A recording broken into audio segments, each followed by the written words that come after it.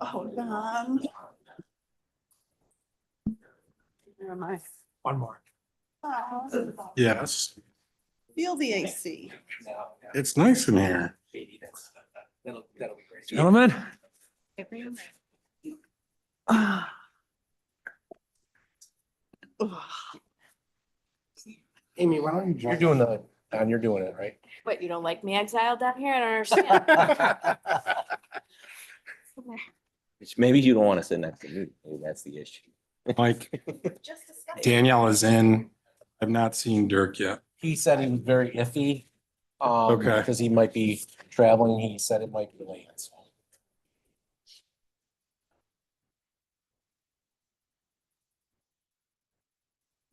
Next week. Yes. Except I'm not this tall. I'm not this short. Yeah, I lifted mine up about 6 inches too. Always have to drop it. Just cracks me up. Okay. You ready? I know, we're all done. Yeah, here we go. Okay, I'd like to call this meeting to order. If we could all stand for the pledge, please. I pledge allegiance to the flag of the United States of America and to the republic for which it stands, one nation, under God, indivisible, with liberty and justice for all. Thank you.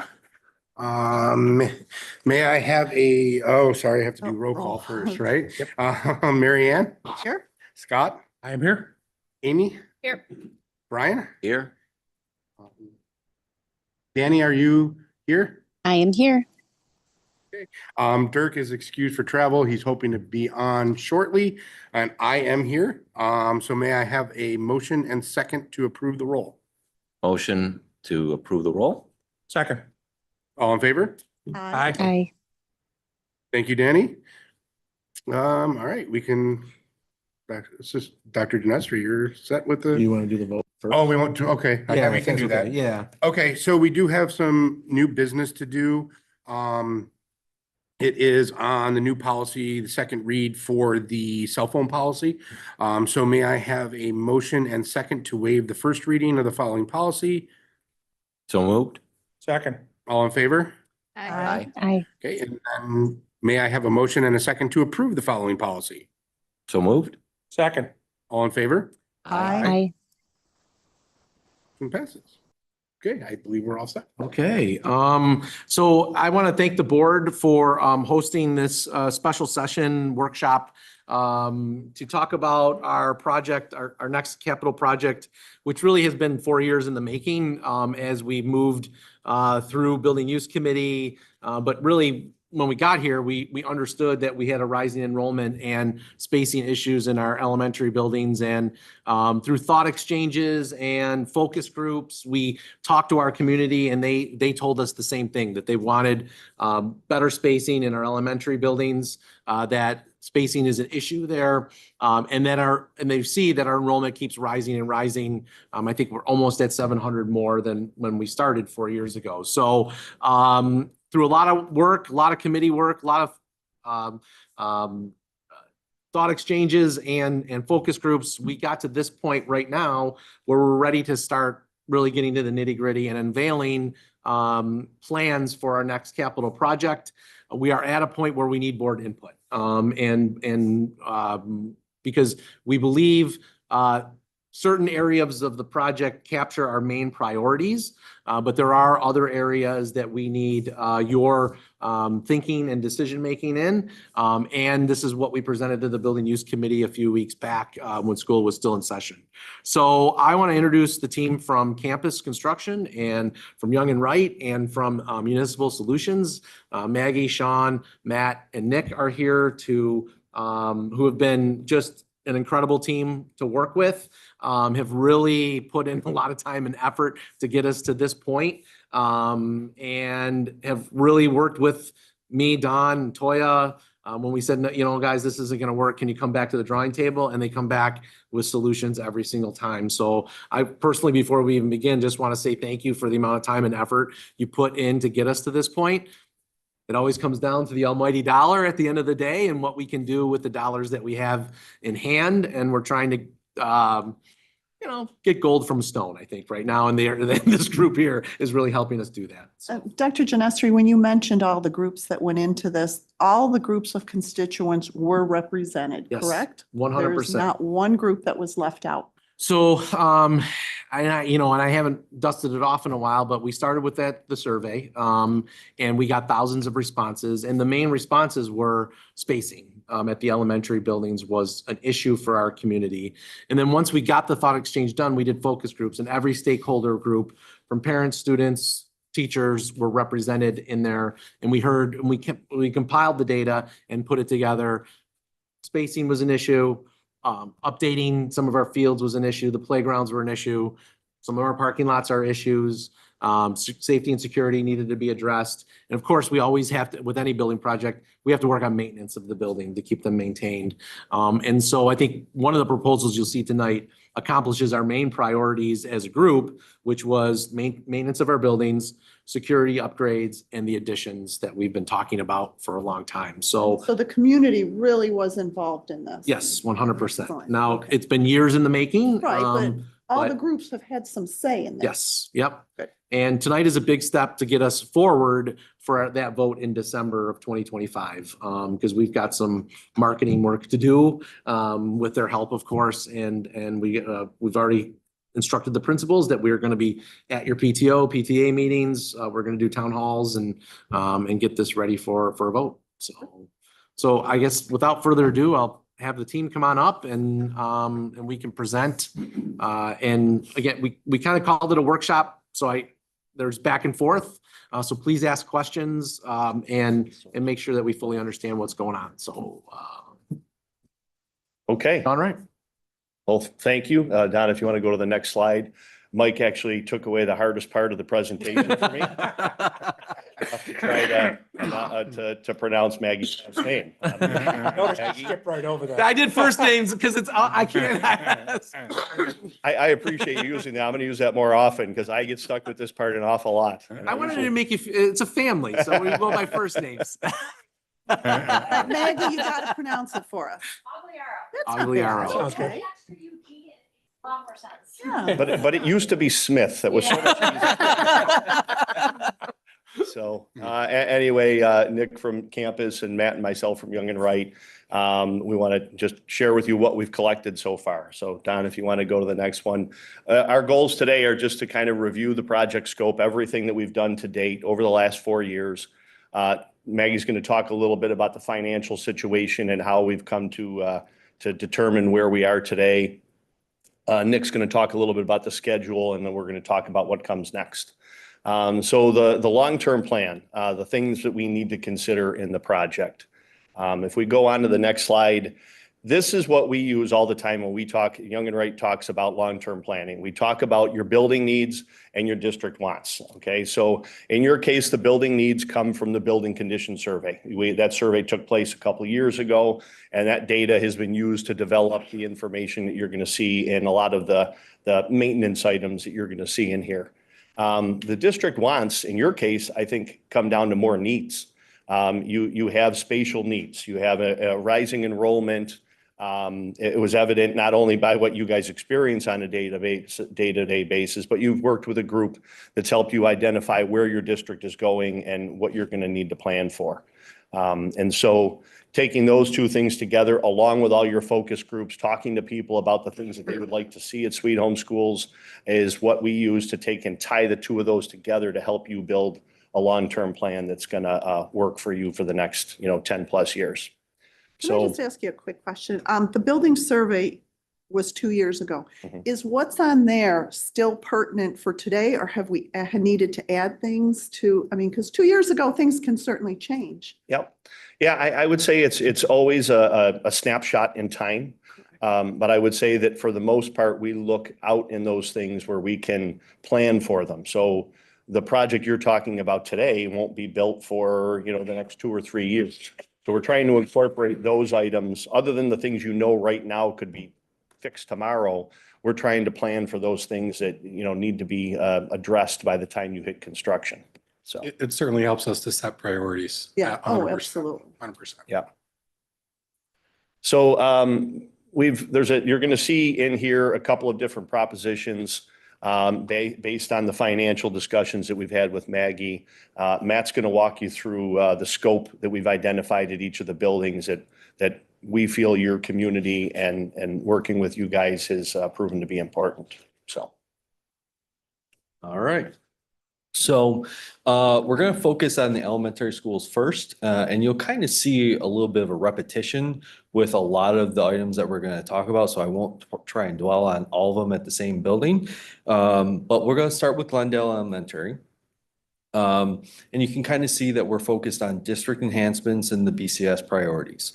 The BCS priorities are our focus really with the district was to kind of warm, safe, dry. So roofs, some of those are coming out of warranty. HVAC, whether it's mechanical replacement or HVAC controls, boilers. If you don't have active boilers, you don't have heat in your buildings. We do live in Western New York. So we would be, the district would be looking to replace those. District enhancements, Sean mentioned the student enrollment increases. So at this particular building, the district would be looking to add 2 classroom addition to the end of the building, playground enhancements, exterior access control for safety purposes, and as well as library renovations as well. Libraries have adjusted over the years of how districts use them. So the district would be looking to enhance those uses in this particular building. And what I'll just say, in the elementary level, if you've been in any of our libraries since COVID, you've seen that we've really chopped up our libraries to try and make the most out of the space that we can. We're offering academic intervention in libraries. We're offering E&L in libraries. In some libraries, we were doing OTPT for a little while till we shoved it into a locker room from that standpoint after the last renovation. So the library is a space that we identified along with the building principals as a must, honestly, to look at and to expand upon and make more usable. Okay, Heritage Heights is a very similar kind of scope. The district would be looking to add a 2 classroom addition, playground improvements, and again, library renovations. BCS priorities, this one involves still boiler replacement and exterior access control. A little nuance here is water cooler replacement. Some of them have exceeded their useful life, so district is looking to replace those. Matt, have we done the roof on that one recently or it just didn't come up? It's not out of warranty yet, so no need to worry about It that. was just done in the last project. Yeah. Okay. Maple Mere Elementary, again, classroom addition. This one, student enrollment can support a larger addition. This one, the district can support a 6 classroom addition. Again, library renovations, playground improvements. District would look to add additional parking in the north lot. Okay. BCS priorities, this one has a roof replacement, lighting. The chiller replacement is at the end of its useful life. Access control upgrades at the main entrances and around the perimeter of the exterior, a clock system replacement, sidewalk and pavement replacement as well at this building. Willow Ridge Elementary. This one does not have the classroom additions. Student enrollment did not, and SED did not see the need for additional classroom space at this particular building. But still, district wanted to focus on the playground improvements and classroom door hardware upgrades. So that would be replacing all the classroom doors and integrating new technology in those classroom doors itself. Okay. Some of the BCS priorities that were identified, crawl space. So last summer, district experienced a lot of issues in that crawl space. I don't want to say you had a pool under there, but Steve called me in a little bit of a panic and tried to figure out how we would resolve this. So improving the crawl space conditions down there with additional sump pumps and protection like that. Dehumidification enhancements would also be one of those items. Access control, chiller replacement. District has broadloom carpet in a lot of those classrooms. We would be looking to, as one of the scope items, to replace that with something that's more efficient for everyday use for a classroom. Removing it, Yes. Good. I'll stop there. Okay. And then there is Oh, I'm some, sorry. you're good. There is some control joint issues that would have to be addressed, but that's a minor scope item. Dexter Terrace. This one's a little unique. It's a twofold. So currently the district doesn't really house any students in this particular building. The Ready Academy is over there right now. The district has the idea of relocating Ready Academy to this part of the building to get them into the high school and then relocate the district office to Dexter Terrace itself. So there would be renovations to accommodate the district office with a secure entrance and additional parking. If you've ever been over there, parking is at a premium. So enhancing the parking situation over there would be an item.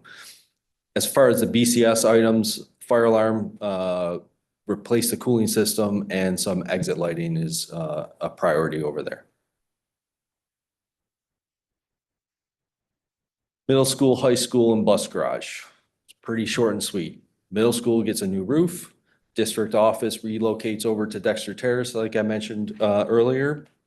And the bus garage, the district starts some electrical upgrades for future planning uses, whether it's for electric buses or something else. Yeah, this is really just, you know, as we work through the electrification process and the mandate from New York State, if you remember correctly, we installed 3 electric chargers at the service center this past school year. That's all the service panel can accommodate there. We are in the process of actually doing, I think Mike made mention to you last Friday that we've been awarded more money through NYSERDA to do our next round of chargers. We're going to actually do those off the gym here at the high school because the service can accommodate that. But beyond that, what we're really having in this proposition for this project is just the service upgrade to the service center to allow for the buses to be electrified and have enough power over there in terms of chargers. And that wraps up the scope portion. We're going to hand it over to Maggie to kind of talk about the project financials. Thanks, Matt. Before we get into the specifics of the funding for the scope of work that we just reviewed, I just wanted to give a very quick kind of high-level overview of how the state aid works for school district capital projects. So first and foremost, I think it's important to keep in mind that no project that any district undertakes across the state is ever going to be 100% funded by the state. There's always going to be a local share associated with that work. And that comes through the state building aid ratio. So that's the sharing ratio that's established for every district. In your case, you're just under 67%. So what that means is for every aid eligible dollar that you spend, the state will reimburse you at 67 cents on that. And then you're responsible for coming up with the other 33 cents at the local level. And districts will look to fund that local share through a variety of different resources, capital reserves, availability within your operating budgets. Maybe there's some grants that are out there that can help offset the costs, but anything outside of that then would fall onto the tax levy, a tax increase, okay? So I talk about, the state will reimburse you for aid eligible expenses. So how do we determine that? And the biggest way that we do that is through reviewing what are called maximum cost allowances. So these are essentially caps that the state will set for each individual building and provides a maximum amount that they will provide aid on over a 5-year period, okay? And there's 2 sets of cost allowances that we focus on. One is construction. So that's any payments that you're making to a contractor for work that takes place inside of the 4 walls of a school building. We then have the incidental cost allowance. So that goes to support all of the soft costs that are associated with the construction work. So all of our respective fees, financing costs, survey, testing, all of that. In addition, the state considers site work to be an incidental cost to construction. Doesn't make a lot of sense, but they'll aid it under that cost allowance instead of the construction cost allowance. So when we look at those for each of the individual buildings on the next slide, you'll see here, I think the biggest kind of takeaway is that the construction cost allowance in the darker bar there is a lot larger than the incidental cost allowance. So you have a lot more to work with inside the building than, outside of the building, essentially. The other thing to keep in mind is that there are separate cost allowances for any buildings where you're looking at undertaking an addition. So we have costs associated with the work, inside the existing footprint of the building, and then we have a separate cost allowance for those, for the work that takes place in that addition. And the addition cost allowances are always lower than your renovation cost allowances, okay? So that's kind of the background for setting us up for the financials for the this base proposition that we're calling the scope of work that we've just reviewed. So for everything that Matt has gone over, we're looking at total costs of just over $55.2 million. It's associated with all of that. We're taking those costs and we're stacking those up against your available maximum cost allowances to determine the percent of the work that will generate building aid. And that's a 76% of that 55 million that we're looking at. So that's going to be aided at your building aid ratio, with the caveat being that there's been a carve out. So for any of the work that's associated with the getting you ready for the electric vehicles, so the work that would take place at the bus garage, that's actually going to fall under your transportation aid program instead of the building aid program.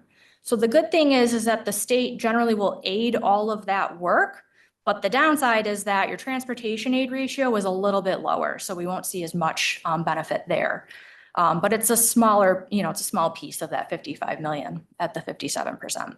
Maggie, how does the extra grants that they found recently come into that? Yep, so that work is being done outside of what we're proposing here because that's, work that they're funding at the high school with those grants. But, we are actively looking for additional grant opportunities to help offset the cost of the work at the bus garage building. At this point, we don't know what's going to be out there at the time, so we haven't factored any additional grants into this financing plan to offset the local share, but of course, we're going to try to do that, and it's kind of just a cherry on top if you're, able to get those revenues. Mr. Johnson, specifically with the upgrade to the service at the service center, we have had very preliminary conversations with National Grid. There are are being called right now make ready funds to help you be ready for the electrification. That, as I understand it, this work would kind of fall in, but to Maggie's point, we're a little too far out yet to really have, hard and fast conversations about how that would work. But they are very much aware of where we are in our process. And to Maggie's point, we will absolutely look at funding for that to help offset that. Thank you. Mm-hmm. So, we heard that we know what your priorities are in terms of the scope of work. We also heard that it was, it seemed to be a priority to try to put together a proposition that would not require a tax increase to the public. And so, this scope that we've kind of packaged into what we're calling the base proposition would not require a tax increase to fund. You have 3 million of capital reserve funds that could be utilized to offset the local share. And then also the timing of this project has been designed to replace local share that's falling off from existing projects that are already on the book, so that as that debt is retiring, we could bring on this new project and have the year-over-year impacts neutral. So it wouldn't require any tax increases to support this work here. And I just want to say the amount of effort and time that it took to get us to this point is very, very much appreciated. Because that has been a goal all along to actually have a chance to put additions on 3 of our elementary buildings without a tax increase. Has been a heavy, heavy lift by the team. And I just want to say thank you for your work here. So I think this will be evident on the next couple of slides that we've got coming up here. So this is the financial plan, the borrowing plan that we're looking at. And I know numbers aren't, a big thing for a lot of people, so I'll just explain briefly. So I had mentioned that the state building aid, that's a reimbursement program.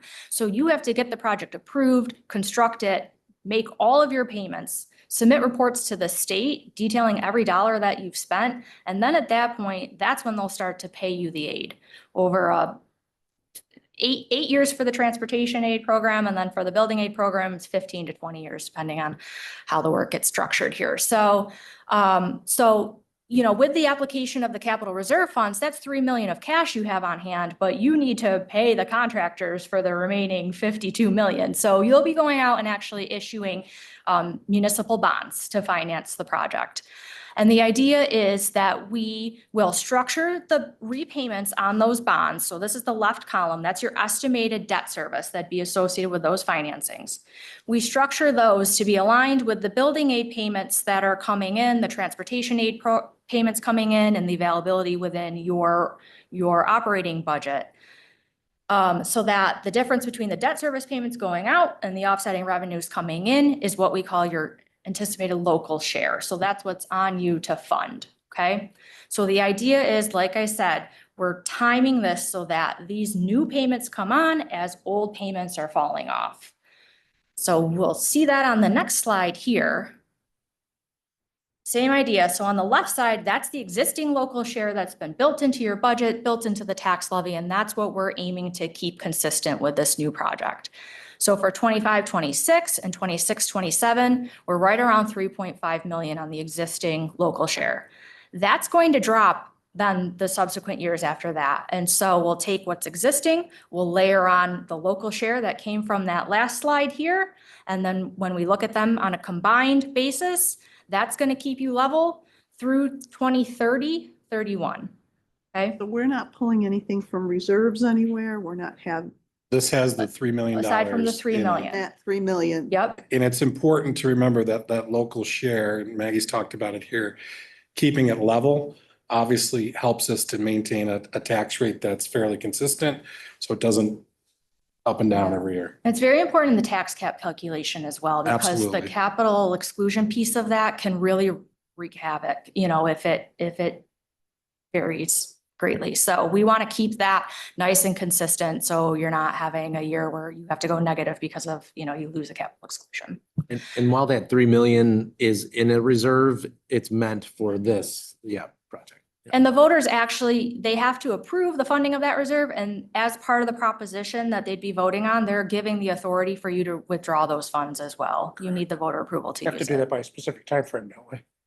Or am I in the wrong reserve? No, that would be part of the overall Referendum. proposition that they'd be asked to approve. So it's just embedded in the language If I there. recall, we extended it a couple years back, I believe. Yeah, so we- there are timeframes that are established, when you establish the reserve, usually they have a life that you're able to contribute into it over. Right. And we used this capital reserve when we had the flood issue in the high school. Okay. So, yeah. The only other thing I wanted to highlight here is that you'll see after 2031, you're gonna have another drop off, if this project moves forward. And that timing works out very conveniently because, as I said, the maximum cost allowances that the state sets for a 5-year period. So our goal here is to align the availability within your budget to support new projects with the reset on the cost allowance so that the state will continue to aid these projects as you have the opportunity to bring them on within the budget. So that's why, we're continually doing the long range planning. We're already starting to identify scope of work that potentially could go into that next project just so we can start to build the list because these projects take so long to, be implemented. So. So Maggie, you're saying that could be a year that we look at another project? Correct. Yep. Scope of work. Actually, a few years before, because we want the project constructed and hitting in that year, so. Got it. Yep. Just a question, Mhm. on the going out for the muni bonds, are those, if, let's say we get them at a certain rate and down the road, the rates came down, do we ever go out and then say pay off the old debt? Yep. and Yep. Issue new? Yep, and we've refinanced before too. Okay. Yep. I think So they're- we've refinanced all of your. Yep. Prior bonds. So that would improve Yes. this outlook Yep, as well, yep, potentially. yep. Usually, we look at a refinancing after 8 years of a bond being out there, just because of the way the market works and, yeah, but for sure, that would most likely be a potential down the line. Okay. All right, so Maggie has gone through the financials for a zero tax increase impact on this project.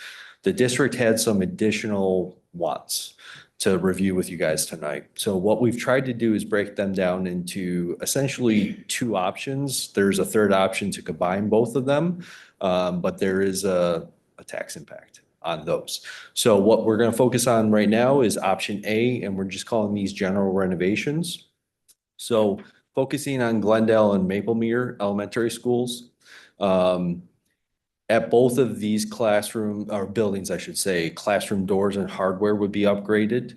Again, similar to what we were discussing in some of the other elementary school buildings where the hardware is using newer technology. Gym upgrades, classroom renovations. The district really wants to enhance the overall learning environment in their classrooms. And then the corridors, there needs a little TLC.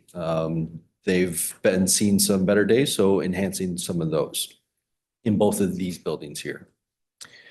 The next slide is Heritage and Willow Ridge. So again, similar ideas, corridors, gym upgrades, classroom renovations. At Heritage Heights, we'd be looking at the multi-purpose area renovations. They're unique little spaces inside the building itself that just need some additional help. Yeah, Matt, just if I can, if you think of Heritage Heights, where they have the pods, the classroom pods, these areas are are right outside the pods. And they're generally some cabinetry, sinks, storage supplies, things along those lines that are pretty beat up, be quite honest with you. So those areas are right outside of all the crazy pods that Heritage has got. And what is the gym update that we're seeing in all this? Is this the floors? Is it the walls? What's? Refinishing the floors, wall pads, light fixtures, anything that has seen its useful life. Obviously paint is one of those items too, so. I think just paint alone in some of those Like a huge- gyms. Yes. Seems to me Heritage could use something, because it's got so much higher of a ceiling, the other ones to move air better too. And from my last few visits there, were very toasty. In the gym? Today, in the gym. Oh, Just, I don't know why, it's just, that gym out never feels the same as other gyms. Does this possibly have the possibility of having volleyball net drop-ins in any of the elementaries? Oh, I don't know. We haven't gotten that far yet. That'd be so Uh, good. We haven't gotten that far yet. Just checking. Wait till you see the price tag. This, Yeah. Yeah. Wow. So you can have volleyball in those buildings. and I'm going to turn this over to Maggie for the financials on this part. Okay, so as Don and Matt alluded to, the price tag on this scope of work would be an additional 17.9 million to accomplish all of that. We would expect about 84% of this scope to be aided by the state. This would all fall under your building aid ratio. We wouldn't have to worry about the transportation aid ratio here. But because we've exhausted the other resources that you have, we would be applying the capital reserves fully to that base proposition. We've replaced that drop off fully with that other base proposition. We don't really have anywhere else to go except for a tax increase to support this work. So similar, Excuse me, Uh-huh. does this take us into that maximum cost allowance area on these things? yeah, so when we go back to, if you want to go back one, Don, so that 84% of the scope being aid eligible, it's because we would be exceeding cost allowances in some of the areas here. Okay. So similar financial picture here. We would have your debt service payments aligned with the building aid that it did qualify for. And then the resulting annual local share would be around 620,000 on average. And so that would be going purely onto your levy if you moved forward with this. So that represents a little over a 1.1% increase above the current year tax levy. And for the average households within the district, this would be a $28 increase to the tax bill. That's the average household that's Yeah, utilized within. much your- like we do when we do taxes. We've identified a house assessed at $250,000. So that would be that impact from that average. So if you're standpoint. more or less than that, obviously it goes up. So I think, the percentage is a way to relate it to your own personal How does impacts. this fit into their tax cap numbers? Does it give us extra under the tax cap or do we? So it Above would, both? yeah, actually that first year, you could go out and issue an extra 1.1% on the cap. So this is completely separate from your operational, increases that you'd be facing. It would allow you to go up So higher. just an example, so if we were at the 2%, which we've never been at that, we'd be able to go 3.14 and Correct, still be able to get a 50% plus one. correct. Thank you. So I think it's also important, and Maggie, correct me if I'm wrong here, but that increase of really when that debt hits, it hits in 27, 28, right? Yes. Then we look at increases in 28, 29, 29, 30. Nope. It would go up one time and then Okay. that would be built in actually. So it'd be a one-time increase. Okay, Mhm. okay. Yes, over the life of the project. So it's not a compounding 1.1 every year. Once it's in, it's in. Becomes a point. part of the levy. Good point. And I know for the last renovation that we did, we had non-sexy things that, we Mhm. went with. And then that had to be passed in order to move on to the A or B. Is this going to be set up similar where that has to pass Yep. before we Yes. get to this? Okay. Yes. Okay. Spoiler alert, yes. We have a slide for that. Yeah. Don't read Okay. the last page Oh, before you yeah. get through the book. Surprise. So option A, the district really wanted to focus on enhancing the buildings to enhance the additions that they would be adding to the buildings. Option B is focusing at the high school, the track and the fields. So the track needs resurfacing. The turf carpet, believe it or not, is coming up on the end of its useful life. So that carpet would need to be replaced. And the district is also interested in expanding the baseball, softball fields into an artificial turf field itself. So I know in the previous projects, when it was that multi-purpose field, kind of had to shoehorn the baseball, softball field in there, and the district's issues with having multiple games or events at the same time is very limited. So by adding a separate baseball and softball field that's artificial turf allows the district just to enhance their opportunities to play multiple events at the same time. And then Heritage Heights, believe it or not, there's a track over there, so looking to replace that as well. And guess what? There's a cost. So a lot of that work with the athletic fields, just so you know, came out of the athletic council. It was addressed in the thought exchange and some of our focus groups as well. But a lot of it, you know, the group of the athletic council got together quite a bit and talked about the fields in the back and the challenges with the multi-purpose field and how late some of our students are out there playing, especially in the spring when the weather is terrible, I would say. Would the multi-purpose field remain the same layout that it is now? We could certainly explore changing up so that you don't have baseball, softball over there. It's just one of those items that we would use after the district kind of votes and see how that function could change. We talked about a lot about flag football and things along those lines too at the athletic council to maybe look at, to Matt's point, kind of a redesign of those fields. To football, soccer, lacrosse, Same, et cetera, side by side. Yeah, And then something. baseball. Yeah, and then baseball and softball would have their own. Yeah, the athletic council has talked a lot about what that could be, and that'd be something we would want to bring to the board and get their take on. Seems like a reasonable option to at least look at. You know, when I'm looking at all this, I always look to see the population. So we have something for our sports kids.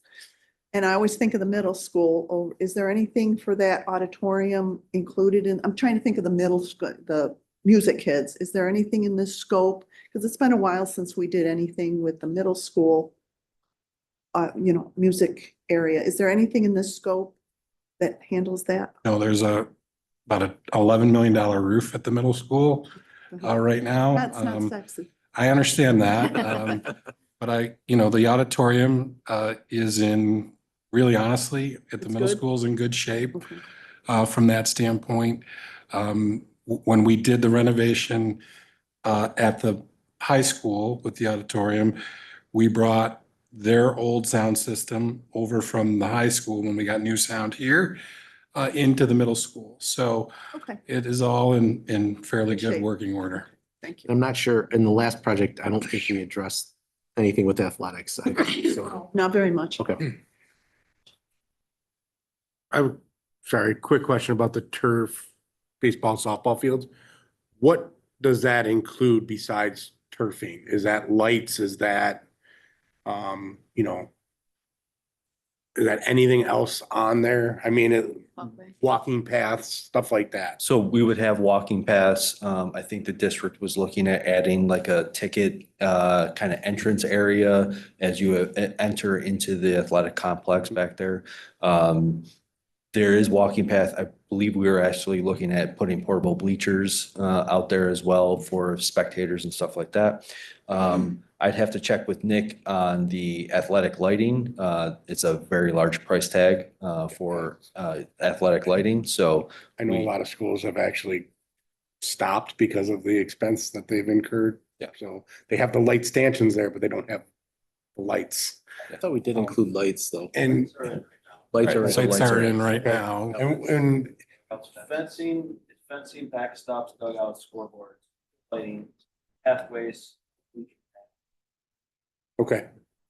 And I know, because I am on the athletic committee, we had talked about possible turfing, since we're refinishing the track, turfing the inner part, the grass field on the track.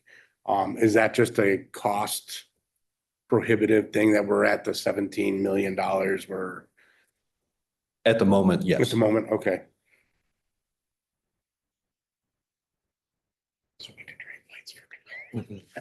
So similar story here. This field work was pretty comparable in cost to the classroom renovation option. 17.4 million.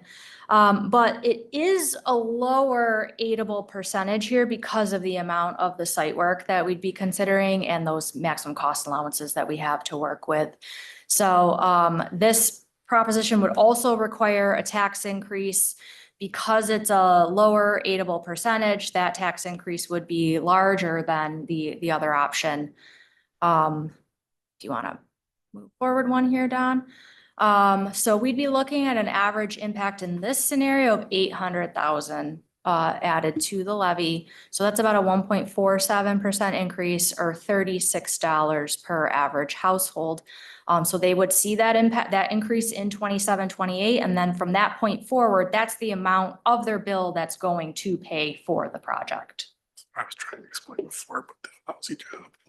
And then, let's see, I think option C is the same scope of work that we've just reviewed, but if you wanted to go forward with just one consolidated, second proposition, this is what the impacts would look like for combined classroom renovations and the fields.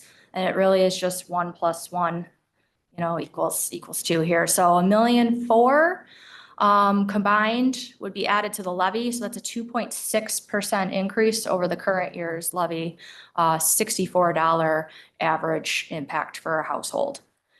I will mention that, if you moved forward with a proposition that had a tax increase and you felt like it was too difficult maybe to get that all in 1 year, we could structure it too so that it's, ramps up over maybe a 2-year period, a 3-year period.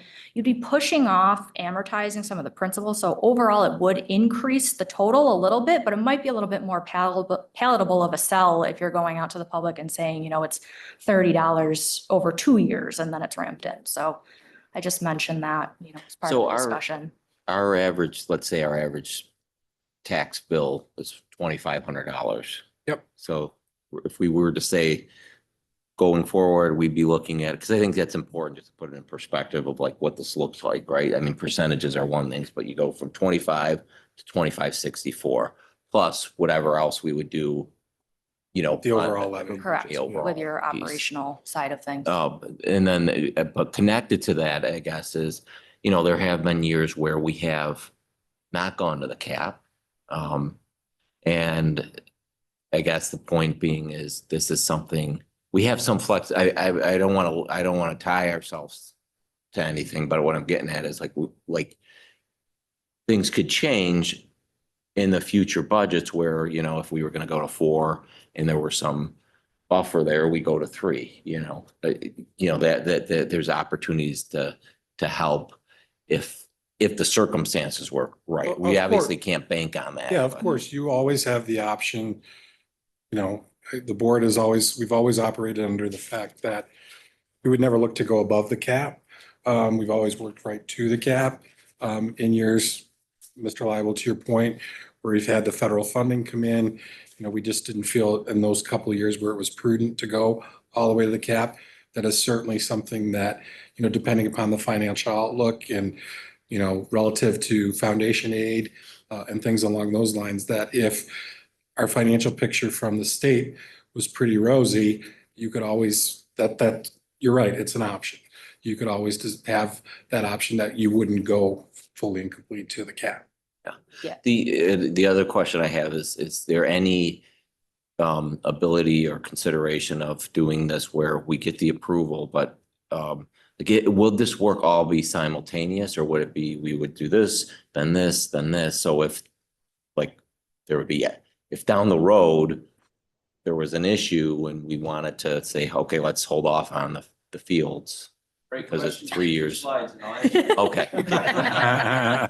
Again, don't read the last page. Read it. I was just thinking. One more question, since this is at least a few years out, do we still have the ability to add more to our construction, the capital reserve here?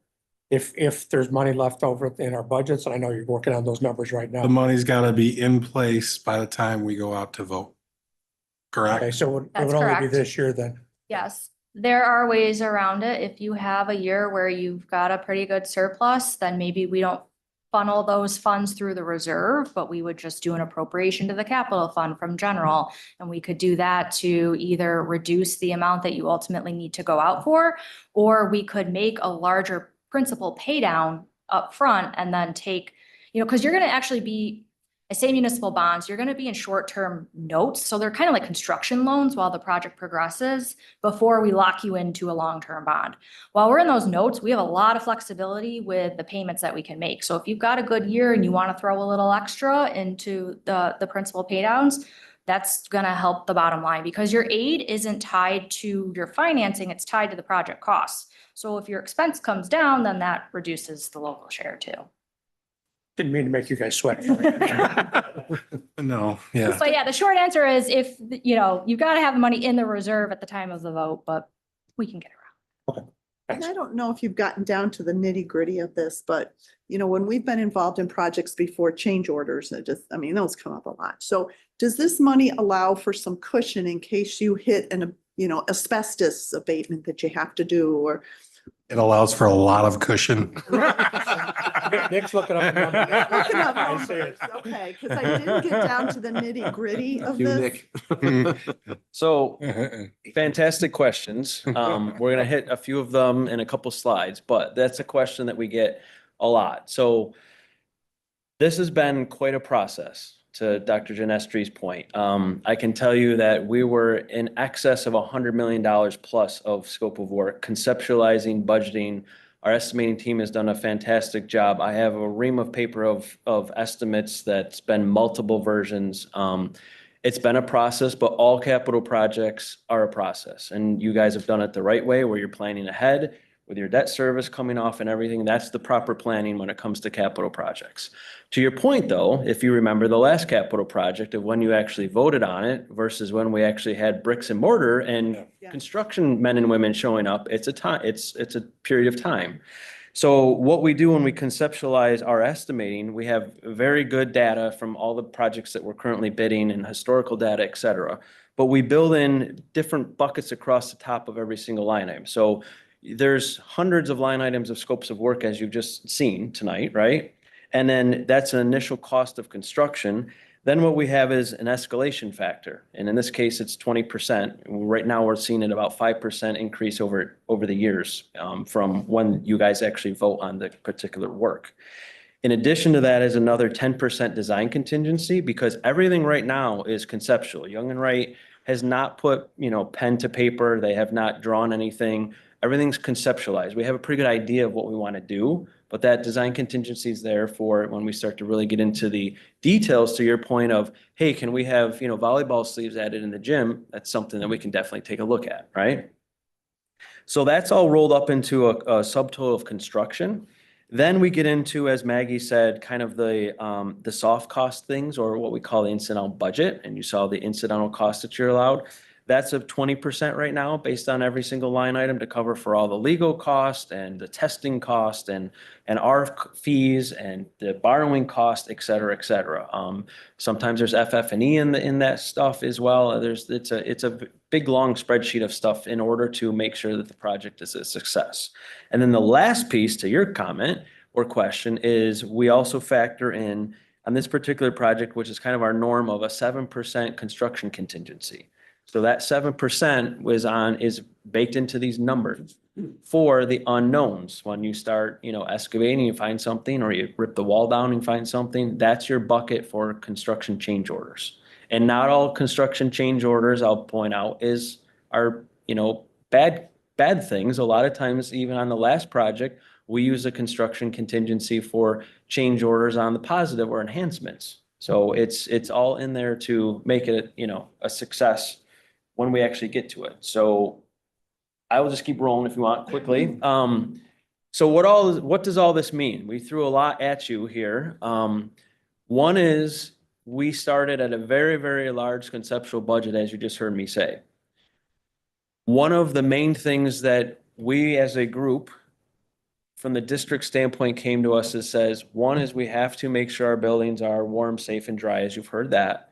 But also, which is very unique for you guys, which is fun to work on, your enrollment's going down, unlike a lot of other districts going up, excuse me, where other districts are going down. So the other main component is what do we do? And we had many different versions of how do we tackle this monster for you, hence now the additions.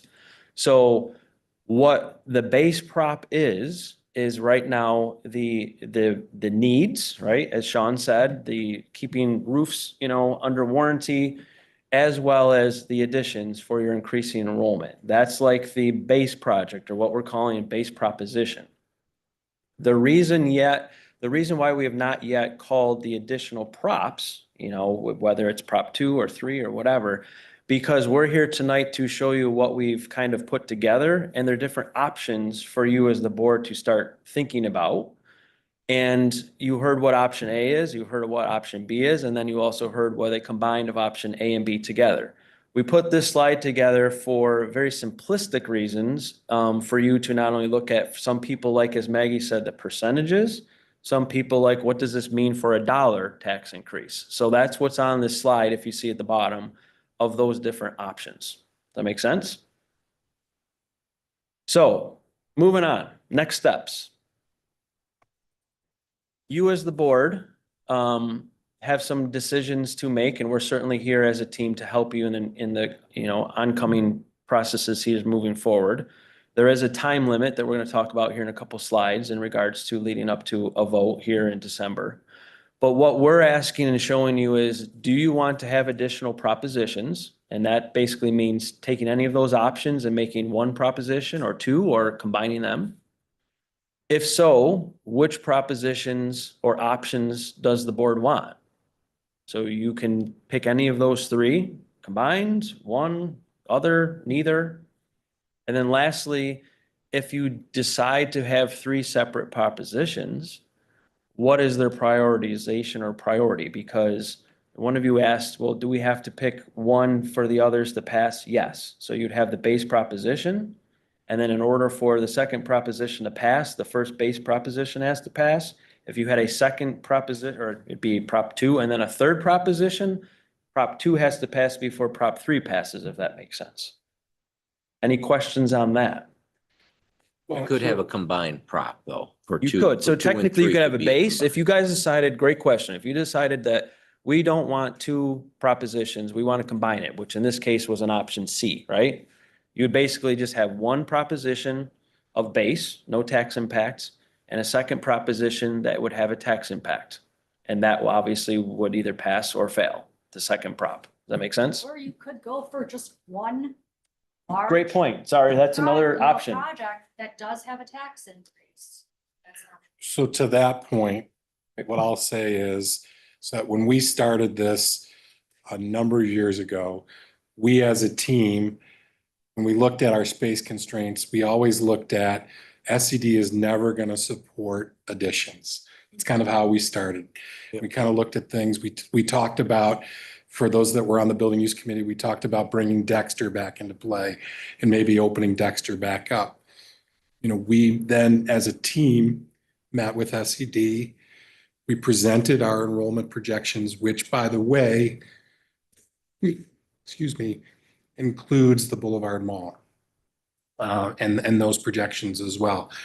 I'm not sure where we are with the town of Amherst with the Boulevard Mall, but I believe that if we want to continue to go down the road of doing additions, this might be our only kick at the can at it, to be quite honest with you. So to the points here, for me, I think it's important where I sit, where we do that tax neutral proposition that includes the additions, and then figure out how we want to do something else. I get nervous about attaching all 3 into one, because if it goes down, we can certainly go back out to vote, obviously, but then it just delays things. I have a couple of questions. Shoot. So with the base prop of 55.2 million, you said we built in some cushion, obviously. Let's say we're 2030 and there's like $2 million there. If we separate, can that 2 million be shifted to one of the props? I'm assuming if we went all together, it could be, but if they're separate, could it be shifted to cover some of the cost? So the only way to take savings, if there is any from the base prop, would be to go all in one. Essentially, I mean, we've got a little wiggle room in how we allocate the soft costs, but for the construction, it has to tie back to. To- the original okay. budget. So have to track those expenditures separately. Okay. My next question is the Can I impact. just, sorry, is there an opportunity within that project, like we did with the last project, to That's- build alternates? Yes, so I was also gonna take a second part of that because at times, yeah, right, is with a successful project, you have the ability and you had a lot of enhancements that we were able to put in place on the last capital project because you never know of, and working through COVID and bidding things, et cetera, like we have to plan so that what we're delivering to the taxpayers in the scope conceptually wise, that we can deliver that. But if we get good bids, or to Don's point, we can build an alternates with enhancements. And if we have really good bids on that day and you can accept those enhancements that stay within the budget, we're absolutely going to come to the board and see if you guys will, we'll put a recommendation and it's the board's decision at that time to accept alternates or not. Okay. That's when we have the wish list items that we Correct. talked about. Yeah, I in the last remember doing Yep. that for the Yep. last one. Okay, next question, because most of the base prop and prop A is elementary schools. What is the impact on the elementary schools? I'm assuming like classroom renovations, painting the gym, that stuff, that's kind of summer work, I would Oh. hope, but the additions, that's gonna be more like, I'm assuming that construction would be going on while school was going on? Yes. So what is the impact on our schools? Like, what, do we have to move some kids out of one school into a Dexter or So. middle school or some, wherever? So, Great question. We just got done just up the road at another district, right across the road here. We've ended up doing additions on a few of their buildings. They stayed in school. We actually put up hard walls. We make sure, safe for kids, students, faculty, staff. And we basically put together a phasing plan to make sure that there's egress out of the building, all that jazz, that'll all stay in place. And then we will look to make sure that any of the noise or some of those other things don't conflict with during the normal school day. okay, And then, work on things that are either over breaks or what we do when we build the schedule is make sure the loud things are done during the summer on the additions. And then we're maybe painting, drywalling, putting casework type things in during the school year within those new classrooms that we can continue to keep building. That make sense? yeah, because I just remember, I think this was 3 years ago when we met. It was, okay, we're gonna move all the kids from one building to, and use Dexter kind of as an overflow and then move them back and then keep going around. the So district. a lot of I just wanted to times, make sure that we weren't looking at that kind of a. there was a version of this that we looked at Yeah, where we okay. were looking at renovating every classroom. Yep. And in that case, you would need what is called swing space, and Right. that we started kind of studying as well. But additions, yeah, they're a little bit more costly, but they're a little bit less hindrance on faculty and staff to build and keep your operations going that you're used to, if that makes I remember at sense. PTAs, you were mentioning We that, talked about it. We especially did at talk about Maplemere, it. that No, was. I wanted to make sure that that didn't Yeah. happen. I don't want cost prohibitive though, right? Yeah. Correct. And I don't know if you remember, we were kind of canceled a few building use committee meetings, and we're like, we weren't ready yet. This was the work kind of we were doing behind the scenes to say, when we started really digging into the financials, like you said, Scott, it got to be cost prohibitive to start knocking down walls inside the buildings. I remember the Dexter Terrace estimate came in at $33 million. And we were like, well, we got to start over here and throw that out. And I will say you have some very unique buildings. I'm going to use that word. So that we've studied a lot of things with this project, and you have some very unique spaces, unique buildings. It's fun. It's been a challenge. We like challenges. It's something different, but you have some unique spaces and buildings, and I think we have a good plan right now. It makes a lot of sense, but to wrap this back to, we don't need answers today, but in the very near future, because I think the next slide, but let's review this one last time because this is important. Do you as the board want additional propositions? If so, which options do the board want? And lastly, you know, if you decide to have three separate propositions, then we'd have to priority rank them. But to Maggie's point as well, I mean, you can just have the tax neutral project, or you could roll it all together, but. Okay? So, schedule wise, you can see right where the finger pointer is exactly where we're at. And it's all worked out. We have been working on this for many, many months leading up to and keeping an eye on the prize, which is that vote date at the end. So for those who are not used to capital projects, but those that have been on the board from the last one, there is a legal process that needs to take place. That is that seeker and vote prep process. So we're looking for in the upcoming board meeting, some direction from the board, and you guys have some time to think about it. But ultimately, we do have to meet the legal parameters for the seeker process to take place, looking at the whole project holistically, as well as all of the proposition languages and all that other stuff. Nick, the seeker resolution needs to be done 45 days before the vote. Correct. Adopted by the board, but then you got to back up from there. The legal counsel needs time to do it. Correct, Yep. correct. Yep, it's a process. And they're calling already, wanting to know what the scope is. Yep, and I had conversations with Paul Miaski Yep. This week about it and kind of gave him our timeline from that standpoint, and he's comfortable with it. But to Nick's point, you see that September, October, November timeframe, Right. we don't have a lot of time. And when you start having in additions as well as site work and field things, takes a little bit more time and effort preparing the documents for that seeker process. So, but Just not gonna be a de minimis thing like we've had on some other ones, I'm assuming here.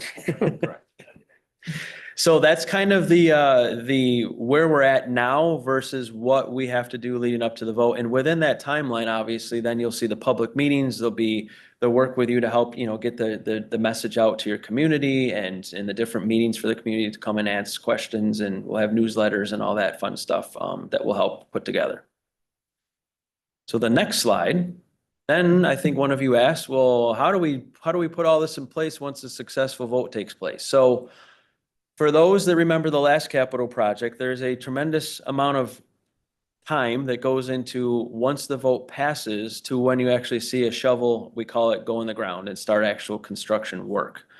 And for a few reasons. One is we need time for Young and Right to put together the documents, work user group meetings, et cetera, with faculty, staff and everything. Then once that takes place, then we have to submit it to the State Education Department or SED. And then they have to review it. And that takes time. And then ultimately we get SED review and then we start putting together, when are we gonna go out to bid and then start constructing it. Right now, as you can see, with a vote in 25, you will not probably see any construction, hard bricks and mortar taking place until 27. It's kind of how your last project was. By the time you voted on it, it's usually about a year and a half, two-ish years before construction actually starts. Once we have an understanding from you as the board of kind of, there's a lot of scope, even in those different options / potential future propositions, that we're now starting to put our minds, now that we've got over the hurdle of all the conceptual estimating, budgeting and options and all that stuff that we brought to you tonight. Now we're going to start digging in and rolling up our sleeves of figuring out how to phase this. I will tell you for a fact that this project, based on its size, will not be done in one phase, and it will not be done in 1 year, and it will not be done in one summer. If you remember from the last project, it was multiple phases, multiple summers, and that's what we're starting to work through now and figuring out how can we be the least obstructive to your daily operations, but also tackle prime bidding season for you, because that's when you get your best value for potentially some additional alternate selections, but also watching the market, et cetera, and then ultimately trying to buy and scale too with additions and trying to buy a lot of that product at the same time as well. With the NYSED reviews along the way, do you find in what other schools you're dealing with that they give you this feedback of reviews pretty quickly? Because I know sometimes with the state, we don't always get. So Go ahead. right now, SED review times are at all-time low, 1 to 2 weeks. Okay, but they've already said, don't get used to it. They will climb up. So we're right now just playing worst case scenario that it's going to be climbing and taking at least 6 to 8 months from by the time we submit the project till we get the building permit issued for each phase. Any questions on the schedule? Did I answer? I forget, sorry, who asked the question on schedule? That was me. That makes sense? Mhm. Okay. Danny, do you have any questions? I know it's probably hard to chime in online. Thank you. No, I've been following along and I'm taking notes, and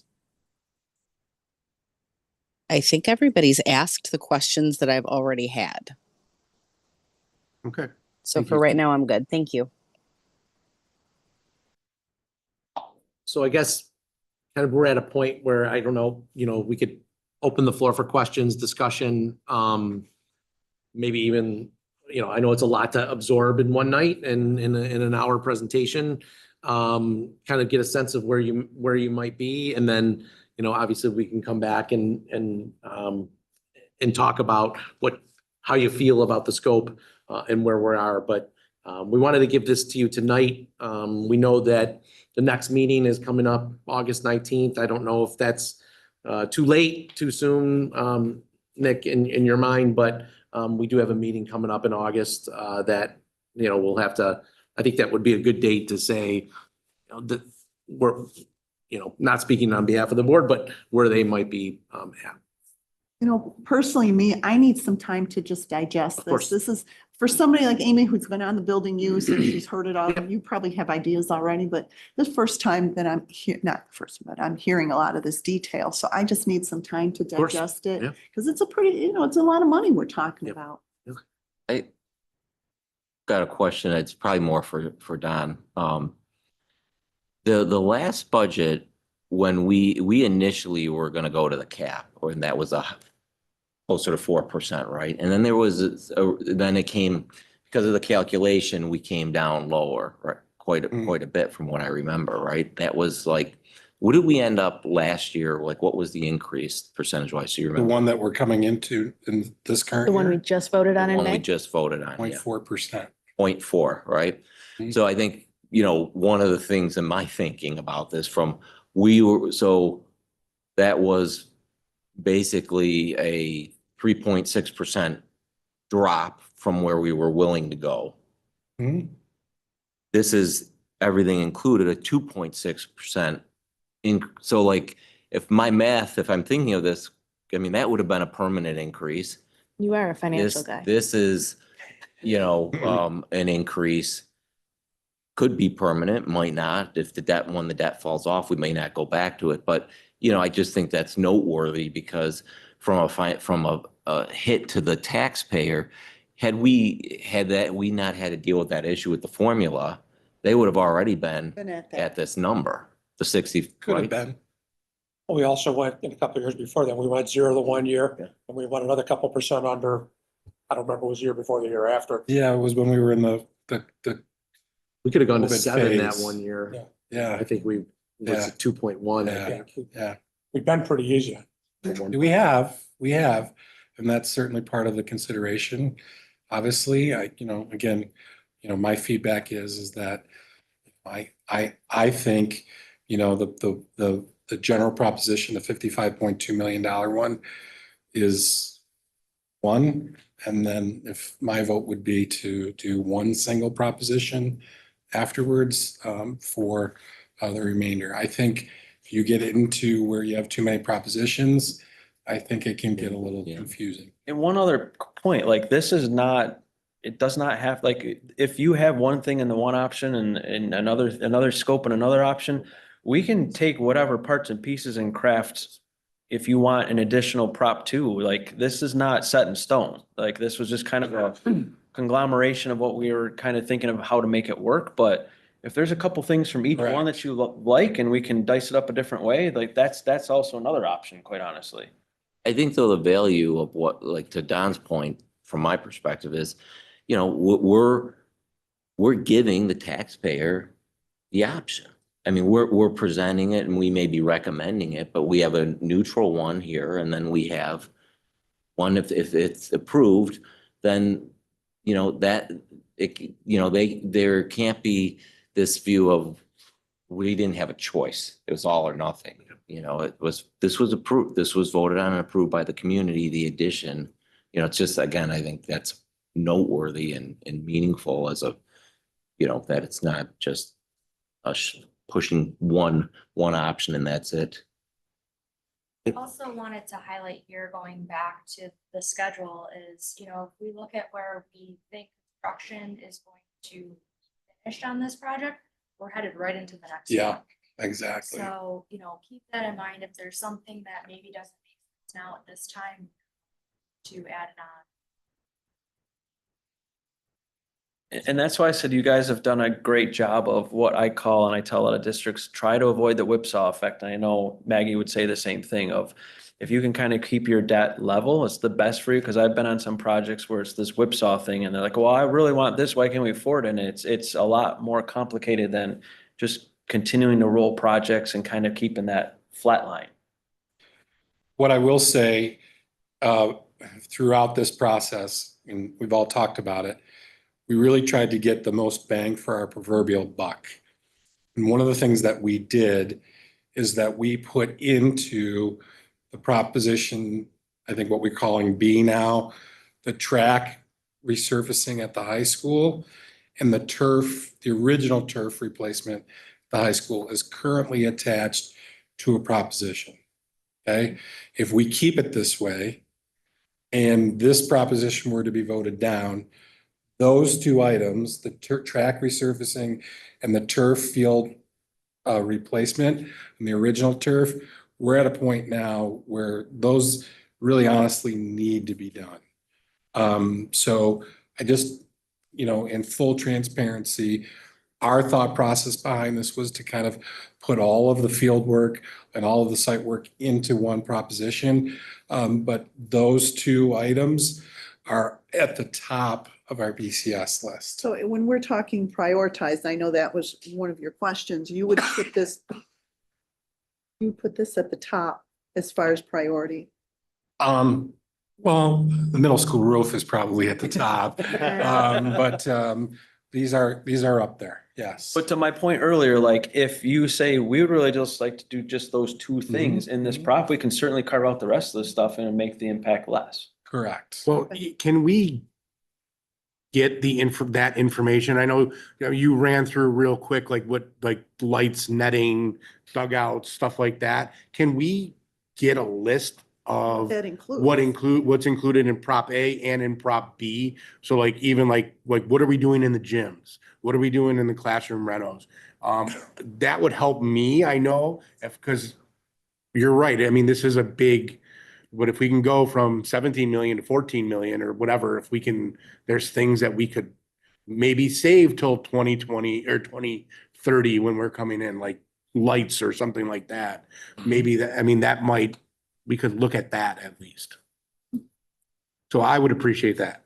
Yeah, absolutely. I think that would make a difference. And I just remember when we were talking budget for that last year, for this year, we talked about, we did great this year and we're doing great for next year, but then in the following year, there may be some tight decisions that we'd have to make. So I just want to make sure, like you said, we're getting the most bang for our buck for our taxpayers. And Just want to say, and having sat on the building use committee, like Amy, I've been on for a while too, but just listening to these folks making presentations, just what Don said about separating it into that, the ones that we absolutely have to get done in my mind, getting those classroom additions and some of that other stuff that's in the schools, that's an absolute to me. The other two, I would like to combine them together because I think there's much better chance of them going through. Because I think you're going to see some people go, I want to vote for this one, but not this, and vice versa. But if we put them together, they're going to say, okay, I can live with this one, but I want this. And by putting them together, they're going to vote for it. Might also get more people up to vote because they see what they want and be in there. I hope, that brings more people out to make the vote. And I wanted to say that that's a great point. That are, in the two options, those renovations for the 17 million and those fields for the 17 million. The only building that's really not addressed really is the middle school, but so much chunk of the middle school is that roof. But you got elementary projects in there. You got a giant high school project in there, the sexy stuff that people see. Don and I talked a lot. I'm in agreement about the combining of the both, because three propositions is tough. Like, I really feel like that would really be confusing for people. And then you're pitting one against the other, which isn't always a great thing either. Well, So, yeah, Chance because, of losing one or well, all. if we prioritize Proposition 2, whichever one it is, and that fails, but Proposition 3 passes, Proposition 3, the one that passed doesn't even get done. right. You Correct. could lose them both. We can lose, so you lose them both. I Correct. kind of agree with. Correct.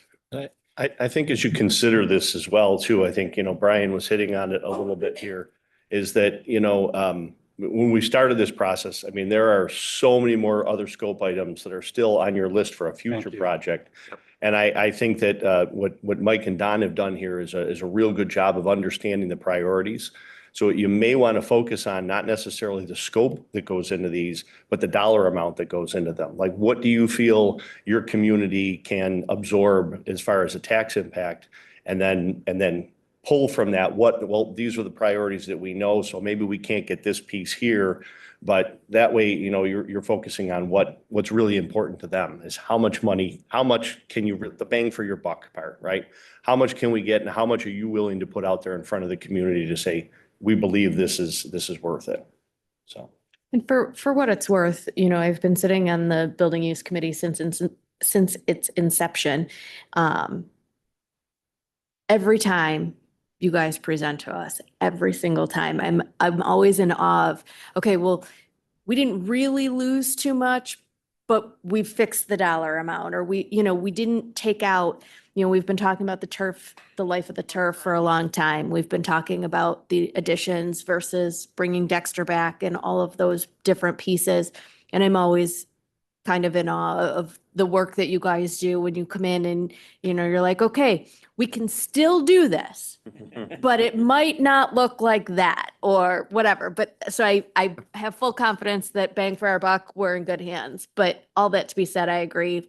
The base prop and then one other prop with them combined, I think makes most sense. One thing that it's really not an unknown because we've also been talking about it, but I think I'm I sorry. think no, I just want to bring this up. We were- We've talked about this before. We're doing our estimates. I need to know where we are with this Boulevard Mall thing. Yeah. Just because So- I've heard all kinds of things Yep. that there was plumbing issues and it's stopped right now, and there's just a lot of rumors out there. So, that being said, we have the green light to do additions, Right. no matter what happens at the Absolutely. Boulevard Mall. And I think that's important because Yes. that's the number one priority that we got out of the thought Absolutely. exchange, that we got out of, even if the Boulevard Mall vanishes, there's still going to be enrollment increases here. And if the Boulevard Mall comes to fruition, we're still gonna probably have to look at a redistricting because it's all Maplemere. So whether that happens or not, we have the light right now to To go do ahead. it. So it's not going to have the bearing on this No, that we thought it might be No. when we started all this. we It actually may on got the a next one. positive out of it. Correct. And we're gonna roll with that Okay, positive. perfect. But if it goes away, we've got the green light still. Okay, good. And just be mindful too, we talked about it. We were at $128 million Yeah. I don't ever remember that. through this project. Well, we didn't come to the building use committee Good with idea. 120. We didn't report that out, but it's now been recorded and we're on YouTube, so. Yeah. But anyway, and it started where we were looking at doing complete kind of gut and redos of all of our elementary classrooms. This, and I know, Peter, I appreciate your point. This is really more just kind of a cosmetic facelift to those classroom spaces. But in the back of my mind, I'm looking at that and I'm going, if we can get this done, it's one less thing that we have to do the next time around. And we're always chasing the BCS.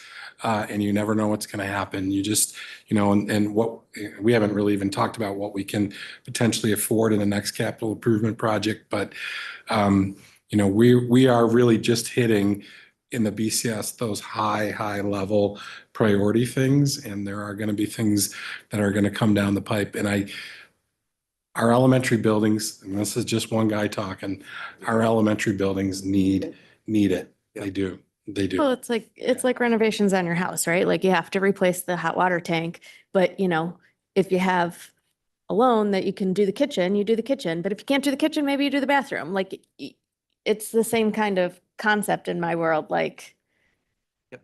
you gotta keep up with the Yep. And there'll never Live in be, Buffalo, building spall. the costs now will not be the costs in 32 Exactly. or 31, 32. So whatever we could fit in now and get done and check off our list.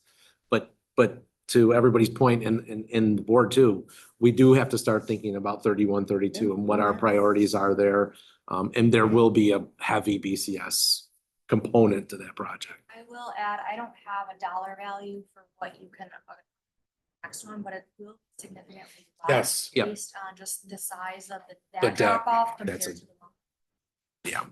Thank you for Keep saying that that. in mind. I mean, you're really gonna have to try to build up those reserves, I think, much as you can for that next one too. This prop one, like, it's a significant drop off that we were looking at. $2 million. Right. Share. The one after that, it's 366,000. Correct. No, in the future, after that, you've got another one, but that's quite a bit down the road, so. I'll be long gone. Does this include Most of any us of will the be. pointing, or did we hit that with the last one? On the buildings?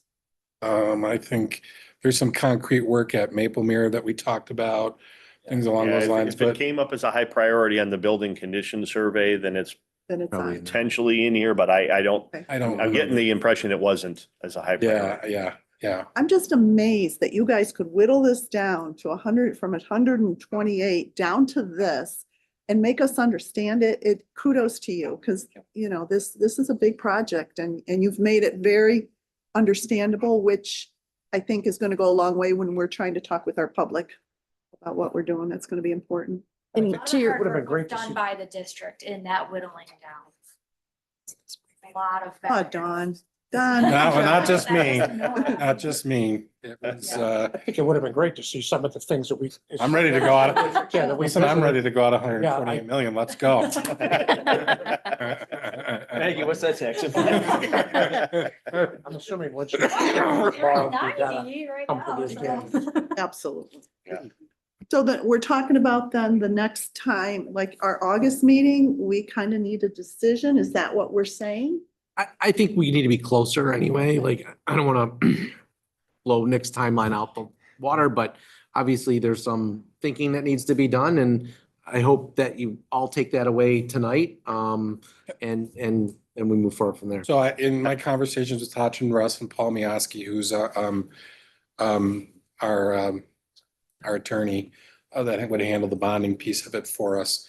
So as we get into the seeker process, likely in August, you'll see some sort, because he works with parties to help us through that process. So you'll see some sort of kind of agreement to allow him to kind of start to do that work. We talked about having the seeker vote in October at our October meeting. So to Nick's point before, if I think our meeting in August is the 19th. Yep. I think we got to be pretty buttoned up. We have to have a public In terms hearing. of the scope, I would say Yes. to know for seeker in determining the proposition and how you structure, we do have a little more time at that October board meeting. That's when you'd be acting on the seeker as well as the form of the proposition or propositions that are going to the public. But the attorneys need some time to draft all of that, so. Do we have a public hearing before we can approve the seeker? No. There's Yeah. actually no public hearing requirement at all in this Right. process, but most districts choose to. So you'll have two resolutions, basically, probably September or at the latest, the October board meeting, where the board will basically approve the resolution for all the seeker work.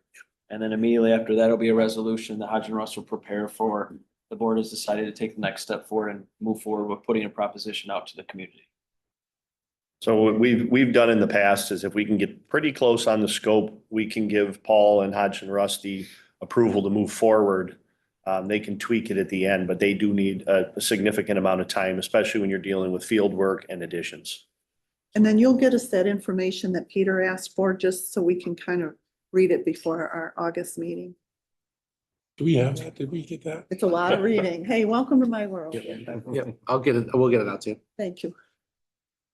Not sure how detailed Okay. it really is, because a lot of it is just basically taking a classroom, let's call it 700 square feet, and calling it renovation and giving a dollar amount per square foot.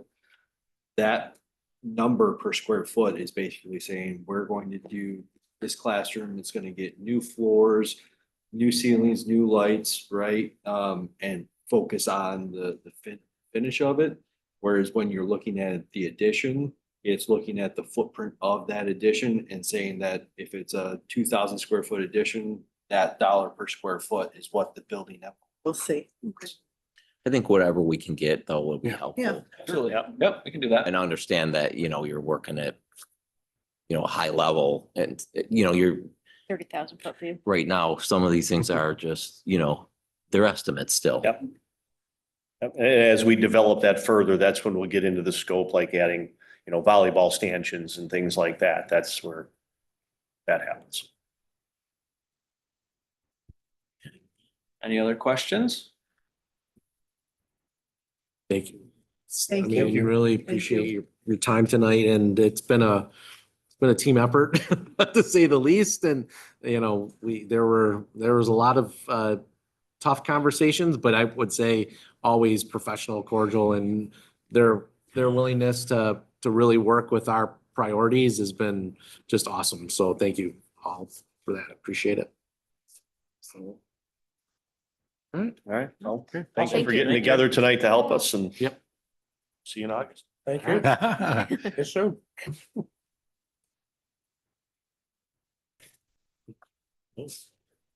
Yeah. What did you scream?